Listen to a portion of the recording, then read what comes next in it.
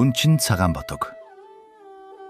Илт урд цагт нэг баян хүн Тэнгэрийн эзэн хаанд 3 жилд нэгэн удаа 100 цагаан тэмээгээр бэлэг барьдаг байжээ. Нэгэн удаа 100 цагаан тэмээгээр бэлэг барих гэтэл нэг цагаан тэмээ дутаж гин. Тэгэхээр нь зарц хүүхнийхээ яриг цагаан энгийг сариг цагаан ботхоноос нь салгаж өгөөд явуурж гин. Ингээд яриг цагаан энг 99 цагаан тэмээний сүүлд орж алс холын замд явхдаа өөдөөч явсан бөм гүүж, уруугаач явсан бөм гүүж. Сариг цагаан ботгоо бодож бөөн нулимс унахсаар бойлон хайлан явж гин. Гэвч алс холын аянд яваа аянчин жинжин хүмүүсийн алин ч хэсэн хөөрхий тэр ингэний зовлонг анхаарч ис үзэж гин. Энэ муу ботхыг тавьж хэрхэвч болохгүй. Хэрв үүнийг тавих юм бол хий димийгүүгээд хээрийн нохонхоо болж жалах судаг бузарлах заяагүй муу амьтан гэж өрөвдөх. Хайрлах эзэнгүй үн чинь муу ботхыг өгүүлж ийн хэлв гин. Үүнийг баяны тэмээчин сонсоод уяа ногтоо тасалж магадгүй гээд сариг цагаан ботхыг төмөр гинжээр гинжлээд төмөр тушаагаар тушиж гин. Түүнээс хойш эзэн нь нэгэн өглөө босож ирээд энэ муу ботог өглөө үдэшгүй орилоод юр унтуулахгүй юм. Үүнийг чон идүрч идэг. Холын холой байчиж хурдан түргэн зайлвал гэж зарц хүүхэндээ зандарн тушаан хэлж гин. Хүүхэн уяа хүлээтэй нялх амтэн өвс ногоо идэг гээд сариг цагаан ботхыг сулвал яриг цагаан ингэний явсан зүгт алсын замыг чиглэн бөм гүүж бөөн нулимс асгаруулсаар бойлон хайлан явхад нь тэмээчин өвгөн дайралдаж тэр муу ботхыг тэгж дураар нь хэн тавьсан юм бэ гэж зарц ядуу хүүхнийг загнан зүхэн харааж төмөр шилбүр барин давхиж сариг цагаан ботхоны 2 муу хонгийг хорсож тасартад ороолгон хөөж гаднаа ирээд төмөр тушаагаар тушиж энэ муу ботхыг хэрв дахин тавих юм бол та хоёрт адилхан төмөр шилбүрийн амт үзүүлнэ гэж зарц хүүхнийг загинжээ. Үүнээс хойш өчүүхэн муу ботог гадсаа тойрон ганганж бөөн нулимс бөмбөрүүлсээр борив шилбэн халж болбороо биеийн завж гин. Тэгэхээр нь өнөө зарц хүүхэн өглөө эртлэн босож сариг цагаан ботхонд өдөрт нэг шанах сүү өгдөг байжээ. Тэр хүүхнийг харах бүрдээ яриг цагаан ээжигээ харсан мэт сариг цагаан ботог сандаг байжээ. Гэтэл тэмээчин өвгнийг нэгэн удаа эрэлд явхаар нь зарц хүүхэн сариг цагаан ботхыг соллон тавил ихийнхээ явсан зүгт өөдөөч явсан бөм гүүж, уруугаач явсан бөм гүүж, бөөн нулимс унган хайлан бойлон явсаар аян замын уртад аргагүй л ул тавхаан шалбарч үнэхээр явхад бэрх болжээ. Тэмээчин өвгөн ирээд сариг цагаан ботог яасан бэ гэж зарц хүүхнээс асуухад мэдэхгүй гэжээ. Тэгэхээр нь эзэн ноёндоо ирээд энэ тухай хэлэхэд нь өдөр шөнөгүй орилсон өөдгүй муу ботог араатан чонд өртөгдөж ашгүй нэг таньсан бол айдаа тун сайн байна гэж пар инээд алдан баруун өвдгөө бацлан суувгин. Гэтэл хэд хоногийн дараа тэмээчин өвгөн сариг цагаан ботхыг энэ муу зарц хүүхэн зориуд тавьж явуулсан байна гэж эзэн баяндаа дахин ховдвол зарц хүүхнийг хөө явуулжээ. Сариг цагаан ботог цааш ихийн зүг явхаар оролцсон боловч үнэхээр туйлдсан тул арга буюу нэгэн бутны ёроолд нөмөртөн хөвтөөд унтаж гин. Гэтэл өглөө босоход нь өчүүхэн ботхоны 2 талд өлөн 2 чон идэхээр хөвтөж байв гин. Нэг чон нь чамааг идэн гэхэд би яриг цагаан ингэний сариг цагаан ботог гихч байна. Манай баян эзэн Тэнгэрийн хаанд 100 цагаан тэмээгээр бэлэг өгөх гэхэд нь нэгэн цагаан тэмээ дутсан тул миний ээжийг өгсөн юм. Тэгэд би ачид ихтэйгээ уулзаж ангир шар уургыг хөхөөр зорж яваа боловч аргагүй ядарч зүдрээд бутны нөмөрт хөвтөж байгаа нь энэ гэж үнэн учраа хэлж өршөө зуучлагт гуйсан нөгөө талд байсан өлөгчин чон. Энэ муу дэлгүн чинээ ботхыг идлээгээд ямар чи бид хоёр цадах юм биш. Ерөн чи бидний муу сайн үрсчихсэн аль газар ямар янзтай яваа вүлээ. Үүгээр яах вэ гэжээ.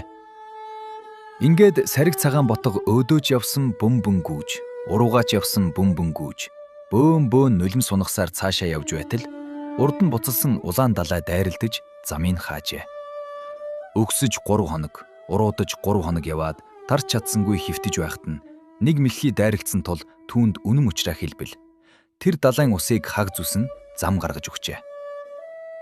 Тэгээд цаашаа мөн явж байтал нэг их хилгэн улаан хад замыг хаагаад гарч болсонгүй гин. Тэгэхээр нь бас л дээшээ 3 хоног, доошоо 3 хоног яваад Ис гарч чадсан тул нэг могоо дайралтахад нь үнэн учраа хэлбэл илгэн улаан хатыг гаргаж өгч гин. Тэгээд цаашаа сариг цагаан ботго нилээд явсан боловч 4-5 хаан хагарч явах аргагүй босон тул нэгэн хонхорд хэвтүүгэн. Тэнгэрийн ноёны тэмээчинг тэмээгээ хариуж явахад нь нэгэн муу цагаан инг үргэлж буцаж зүхтаагаад байхаар нь барьж аваад төмөр тушаагаар тушиж гин. Гэтэл тушаатайгаа гүүгээд байхаар нь бас төмөр аргамжаар аргамжжээ. Яриг цагаан инг аргагүй ирэхэнд аргамжаандаа гүүрэн шаналж байтал нэгэн өдөр сариг цагаан ботхоны дуун сонсогдох шиг болж гин. Тэгээд уяагаа тойрч бөөн нулим сунган буйлан хайлж байтал Тэнгэрийн ноёны зарц юм гин. Энэ муу ингний дэлэнг жаахан дундруулъя гэж очиод түүний уяаг тавьжээ. Гэтэл яриг цагаан инг сариг цагаан ботхоныхоо дуу гарсан зүгт 2 хоног буйлан хайлан явхад яриг цагаан ботог ихийнхээ дууг сонсоод босох гэсэн боловч чадсангүй гин. Яриг цагаан инг 3 өдөр явж сариг цагаан ботхоныхоо байсан хонхорт ирж ангир шар уурга хөхүүлж байтал Тэнгэрийн ноёны тэмээчин өвгөн төмөр шилбүүрээ барьж ирээд таснис бойтоход нь яриг цагаан инг боссонгүй гин. Тэгэхэр нь түүнийг дор нь алж толгой дэлэн хоёроос бусдыг нь аваад явж гин. Сариг цагаан ботго ихийнхээ дэлэн хөхөж толгойгийн дэргсээр хөвтөж байжээ. Гэтэл 2 тас нисэж ирээд нэг нь "Юун сайхан зөөлөн хоол вэ? Чи яагаад энэ эзэнгүү газар байдаг вэ?"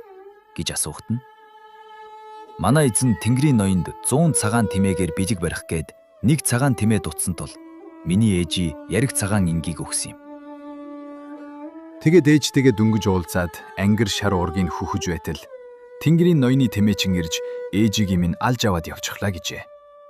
Тэгэхэд нь эм тасна. "Энэ муу малгайн чинээ бодохыг идээд чи бид хоёр ямар цадах юм биш.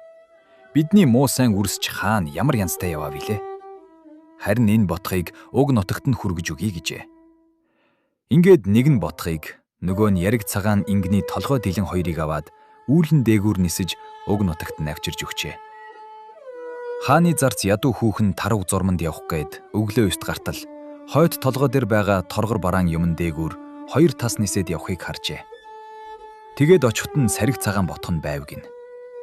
Түүнийг өрөвтхийн ихээр өрөвдөж, муу овоохоодоо аваачиж, хар цай цутгаж, өвсний сайныг өгвөл дороо тэнхэрч төдөлгүй тормиж гин. Нэг жил өнгөрсний дараа нөгөө зарц хүүхэн чинь сариг цагаан ботхотойгоо байна гэж баян мэдэн сонссон болгоч энэ жилдээ яах вэ? Харин эх жилэл очиж авъя гэжээ. Дараа жил нь сариг цагаан ботог үнэхээр том цагаан буур болж урдуураа улаан хөлтэй юм гарахгүй аюултай амьтан болж гин. Баян эзэн нь тэр буурыг бариад иргэж зарцаа явуулахад нь барьж идчих гээд арай хийж ам зугтан ирв гэжээ. Гэтэл тэмээ тууж очиод түүнийг хамт туугаад иргэж дахин хэлэхэд эзнийг барьж идчих гээд тууж очисон тэмээг нь хураагаад авчээ. Тэгэхээр нөгөө баян тэмээнийхээ хойноос ирж тэр тэмээ нааш нь гаргаад алгиж зарц байсан хүүхэнд хэлж гин. Тэр хүүхэн тосон очиж "Та миний зарагдсан бүх жилийн минь хөлсийг хайрл" гэхэд "Чи яасан задарсан амтан бэ? Олон юм ярилгүй тэр тэмээ нааш нь туу" гэж гин. "Эзэн минь, таны тэмээг тууж ирээгүй шүү дээ. Харин та ажлынхаа хөлсөнд өгсөн ганц яриг цагаан ингийг сариг цагаан ботхоноос нь салгаж Тэнгэрийн ноёнд өгсөн биш үү?" гэд овоохоодоо ирж гин. Гэтэл цагаан буур нөгөө баяныг барихаар дайран очиод сандран зугдаж гин. Ингээд зарц хүүхний үн чин цагаан ботог өчүүхэн үлгэр болсон нь энэ ажээ.